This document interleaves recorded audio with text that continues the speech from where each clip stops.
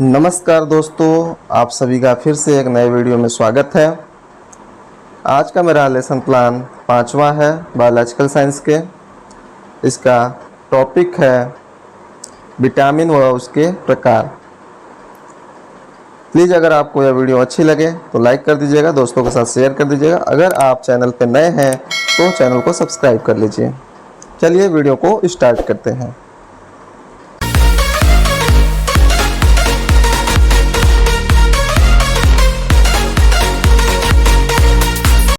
आज का मेरा पाठ योजना संख्या 5 है, 5वां है। विद्यालय का नाम यहाँ पर सबसे पहले लिखते हैं, जिस विद्यालय में आपको टीचिंग करना होता है। फिर उसके बाद दिनांक लिखते हैं, फिर विषय लिखेंगे, फिर प्रकरण यानी टॉपिक लिखते हैं। टॉपिक में है विटामिन व उसके प्रकार। विषय में हो जाएगा बायोलॉजिकल साइंस यानी बायोलॉजी हो जाएगा। और कक्षा ये 6, 7, 8 तीनों के लिए यूजफुल होगा। चक्र जो होता है फर्स्ट, सेकेंड, थर्ड जो भी होगा अपना देंगे उसमें। उसके बाद जो होता है समय जो होगा 30 मिनट हो जाएगा। उसके बाद जो होता है नेक्स्ट आता है सामान्य उद्देश्य। सामान्य उद्देश्य में पहला लिखते हैं छात्रों में विज्ञान विषय के प्रति रुचि उत्पन्न करना। दूसरा लिखेंगे छात्रों में तार्किक व मानसिक क्षमता का विकास करना। तीसरा लिखते हैं छात्रों में वैज्ञानिक दृष्टिकोण का विकास करना। चौथा लिखेंगे छात्र दैनिक जीवन में विज्ञान विषय की उपयोगिता को समझ सकेंगे। 5वां हो जाएगा छात्रों में कौशलात्मक क्रिया का उत्पन्न करना। छठा होगा छात्रों में आत्मविश्वास उत्पन्न करना। फिर उसके बाद आता है नेक्स्ट आता है विशिष्ट उद्देश्य। विशिष्ट उद्देश्य में हम लिखते हैं ज्ञानात्मक। ज्ञानात्मक में पहला लिखते हैं छात्र विटामिन और उसके प्रकारों को परिभाषित कर सकेंगे और नाम बता सकेंगे। ठीक है, वहाँ पे नाम बता सकेंगे या परिभाषित कर सकेंगे, दोनों सही है। ठीक है, उसके नेक्स्ट आता है बोधात्मक यानी अंडरस्टैंडिंग। अंडरस्टैंडिंग लिखते हैं कि छात्र विटामिन और उसके प्रकार में विश्लेषणात्मक को समझ सकेंगे, उसके विश्लेषण को समझ सकेंगे। फिर नेक्स्ट आता है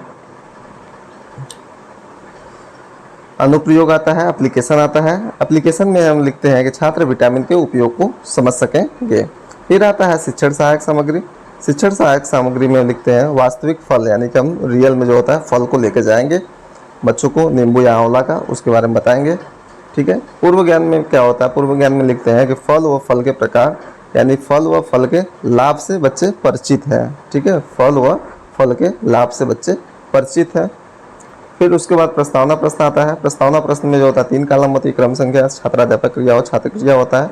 इसमें सबसे पहला क्वेश्चन होगा कि कुछ पीले और लाल रंग के फलों व सब्जियों के नाम बताइए। बच्चे इसका आंसर देंगे कि पपीता, टमाटर, संतरा, गाजर etc। दूसरा क्वेश्चन होगा कि इन फलों व सब्जियों का उपयोग हम किस रूप में करते हैं। बच्चे इसका आंसर देंगे इनका प्रयोग हम भोजन के रूप में करते हैं। तीसरा क्वेश्चन होगा भोजन के प्रयोग से हमें क्या मिलता है। इसका आंसर होगा कि भोजन के प्रयोग से हमें ऊर्जा, प्रोटीन तथा विटामिन मिलता है। चौथा क्वेश्चन पूछेंगे कि विटामिन किसे कहते हैं। बच्चे यहाँ पर मौन हो जाएंगे, समस्यात्मक क्वेश्चन हो जाएगा। फिर इसके बाद आता है उद्देश्य कथन। उद्देश्य कथन में लिखते हैं छात्रों आज हम सब विटामिन और उसके प्रकार के बारे में विस्तार पूर्वक अध्ययन करेंगे। फिर आता है प्रस्तुतिकरण। प्रस्तुतिकरण में क्या होता है? देखो 6 कॉलम बनाया जाता है। ठीक है, प्रस्तुतिकरण में हम 6 कॉलम को बनाते हैं। इसमें सबसे पहला कॉलम जो होता है, सबसे पहला होता है शिक्षण बिंदु, दूसरा अपेक्षित व्यवहार परिवर्तन, तीसरा छात्राध्यापक क्रिया, चौथा छात्र क्रिया, 5वां उपकरण और छठा श्यामपट्ट कार्य होता है। पहला शिक्षण बिंदु जो होगा विटामिन होता है। सबसे पहला शिक्षण बिंदु जो है विटामिन लेते हैं। उसमें हम अपेक्षित व्यवहार परिवर्तन में लिखते हैं छात्र विटामिन के को परिभाषित कर सकेंगे। यहाँ पर फिर उसके बाद क्या होता है छात्राध्यापक क्रिया में क्या होता है, बच्चे से एक आध दो क्वेश्चन पूछते हैं जो उनको पहले से पता हो। ठीक है, तो यहाँ हम पूछेंगे कुछ हरी सब्जियों और फलों के नाम बताइए। तो बच्चे इसका आंसर देंगे कि पालक, सेब, नींबू, संतरा etc। उपकरण में लिख देंगे प्रश्नोत्तर विधि हो जाएगा ये। ठीक है, उसके बाद हम विटामिन को जो होता है डिटेल में समझाएंगे बच्चों को कि विटामिन एक प्रकार का कार्बनिक यौगिक तत्व होता है जो जीवन को रखने और रखने वाले शारीरिक क्रियाओं को पूरा करने में मदद करता है। फिर बोलेंगे कि छात्र जो होता है प्राप्त जानकारी के अनुसार देखा जाए तो विटामिन 6 प्रकार के होते हैं। ठीक, A, B, C, D, E और K तथा इनका विभाजन निम्न प्रकार से किया जाता है। इसमें 2 पार्ट में बांटा जाता है इसको। एक तो वसा में घुलनशील विटामिन होता है, एक जल में घुलनशील विटामिन होता है। वसा में घुलनशील विटामिन जो होता है डेका होता है, यानी DEKA, यानी ADEK, ठीक है। और जल में घुलनशील विटामिन जो होता है B एंड C होता है, ठीक। फिर इसके बाद हम लिखेंगे छात्र क्रिया में लिखेंगे छात्र ध्यानपूर्वक सुनते हैं, और उपकरण में लिखते हैं व्याख्यान विधि है, ठीक है।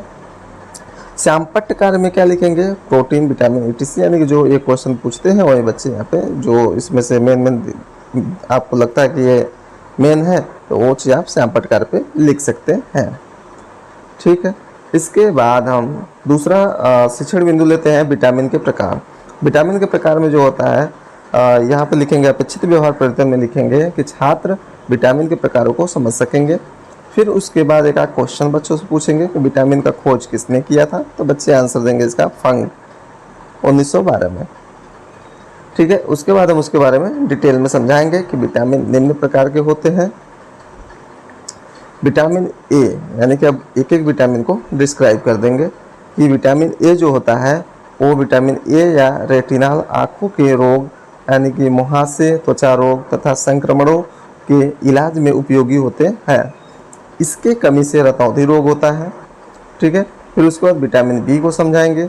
विटामिन बी जो होता है शरीर को जीवन शक्ति देने के लिए आवश्यक विटामिन का समूह है जो जल में विलेय होते हैं। इसके कमी से बेरी रोग होता है।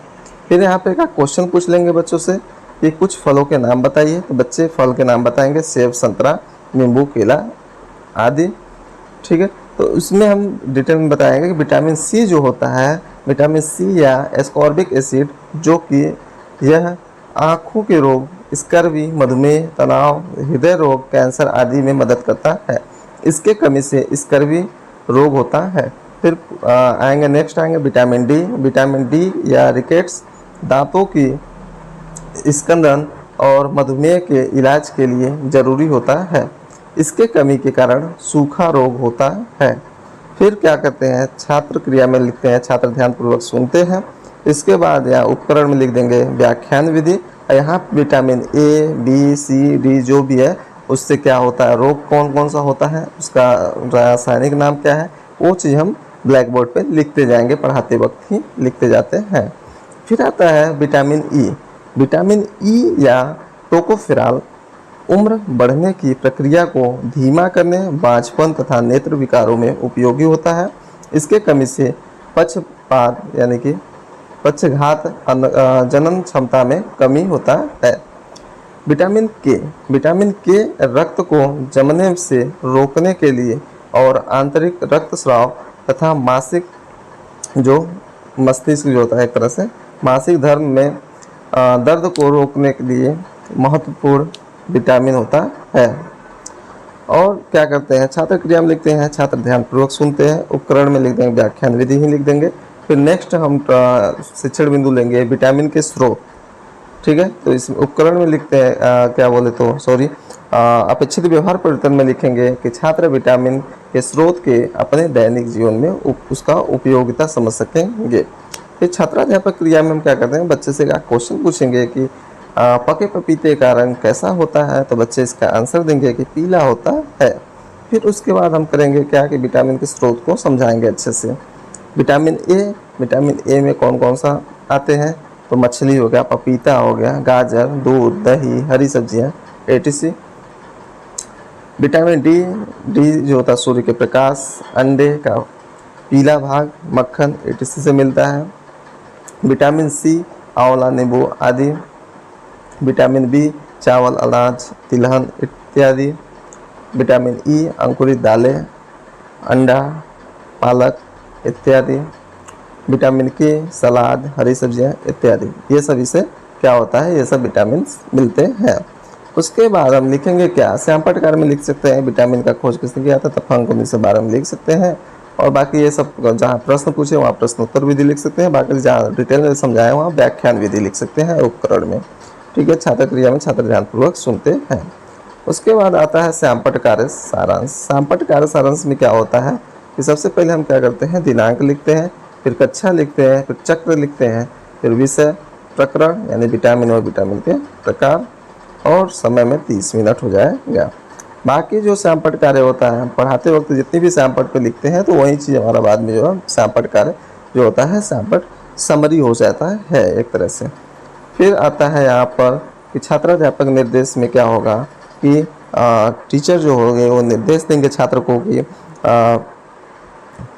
कि जो सैमपट पे बनाया गया फिगर है या तो फिर जो लिखा गया है उसको अपने उत्तर पुस्तिका में लिखिए। फिर नेक्स्ट आता है पुनरावृत्ति। पुनरावृत्ति में क्या होता है कि इसमें हम जो पढ़ाए हुए होते हैं उसमें से हम बच्चों को क्वेश्चन पूछते हैं।